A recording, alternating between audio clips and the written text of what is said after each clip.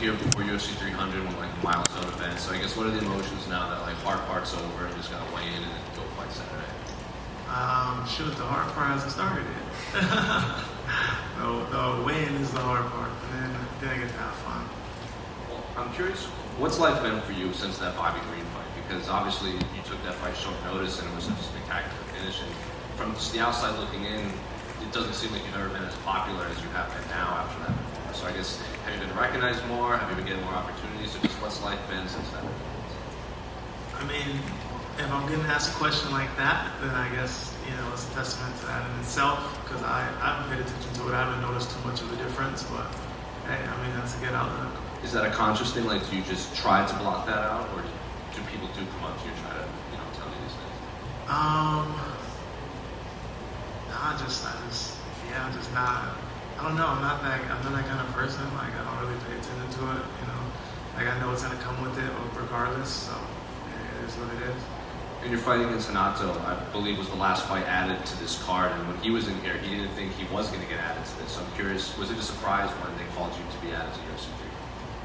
It was a little bit of a surprise, yes. I thought it was going to be put on a later date, but they ended up making it on this card. So I was like, okay, cool, let's do it. Were you happy to be added to 300, or would you have liked more time between fights? I'm happy. I'm pretty consistent in the gym, so I'm always fairly ready. So.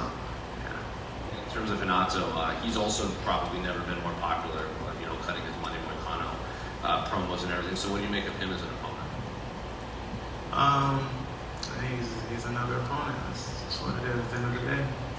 And, last two for me. Can I get your thoughts on the main event between Alex and Jamal and the BMF fight between Justin and Max? Both are going to be spectacular fights. They're definitely going to be stand-up battles, and the best man is going to win both those fights. That's it. Hey, Jalin over here.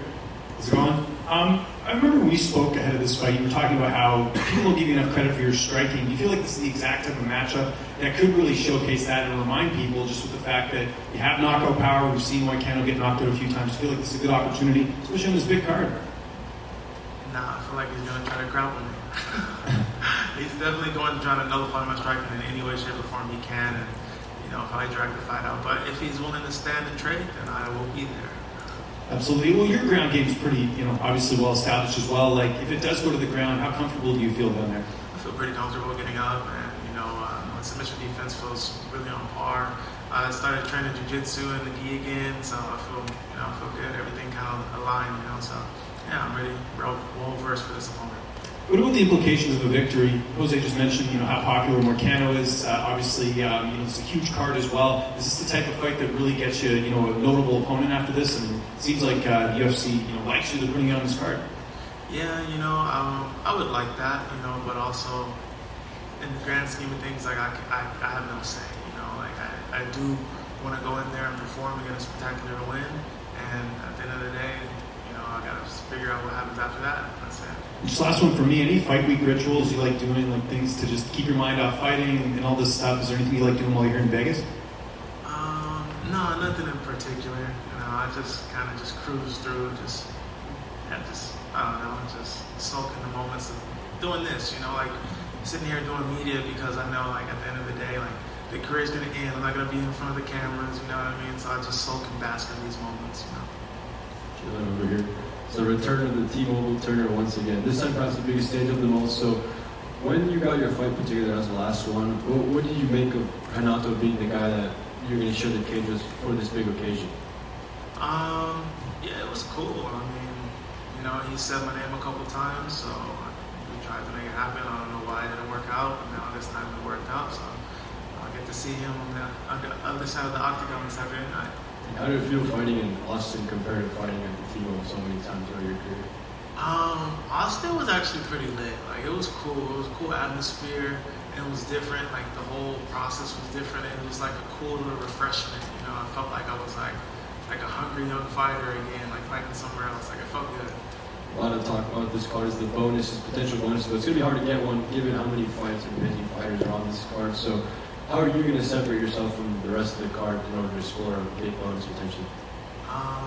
I got a couple things up my sleeve, and I got to see if my opponent allows me to line them up, and then we'll see. But I definitely plan on getting a bonus. Given the way you fight and now the fight, do you think that's a big possibility of getting the fight of the night for you too? Nah, I think fight of the night is gonna go to the BMF belt, and there's too many fights, man. Too many good fights. Bobby Green and Jim Miller's gonna be a barn burner too.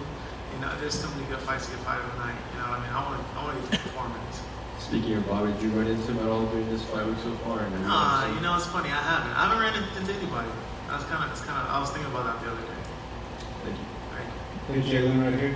Jalin, was wondering, you just recently did the Jackson podcast. Just wondering, how was that experience recording with those guys? It's cool. You know, they're one of my sponsors, so they're cool. I like it. And then obviously you've been part of so many big cards, but like 300, does it feel like, hey, it won't get bigger than this one? Or do you feel like, hey, after being part of so many pay-per-views, T-Mobile, all this, it's like, you know what? I do think it could still get even bigger. The biggest card I'm going to be a part of is the one that I get to headline. Jalin here in the back. You fought many different styles in the UFC so far. Do you feel like Moicano is as reminiscent to anybody you've already taken on? Yeah, he kind of reminds me of Calvin Potter. You know, just because like Calvin Potter was a black belt also, and yeah, I don't know why. Those are the only two that correlate to me. Pretty sure there's other people that I've fought that have like the same accolades. Like I don't know how durable he is. Dan Hooker was definitely the toughest fighter I've ever fought in my life. I don't know if Moicano is that durable, so you know I won't know until I fight him. But yeah, you know, body wise, you know, style is kind of similar to Dan a little bit, but not as well versed in striking, I would say. So you know, we'll see. Thank you. Hey Jalin, what's it gonna take for the UFC to put on like a skateboarding competition? It's, you know, there's a couple of skateboarders in the promotion, and we all know that she loves to get down. Man, yeah, we definitely need to do that. That could be a cool little spin-off. They could make some money doing that. You know, little game of skate. You know, have the Barracks sponsor it or set it up. You know what I mean? I definitely think I could win that. Thank you. They've been doing skating in here. How they? They've been doing some stuff in here. Oh, what? That's lit. I didn't even know.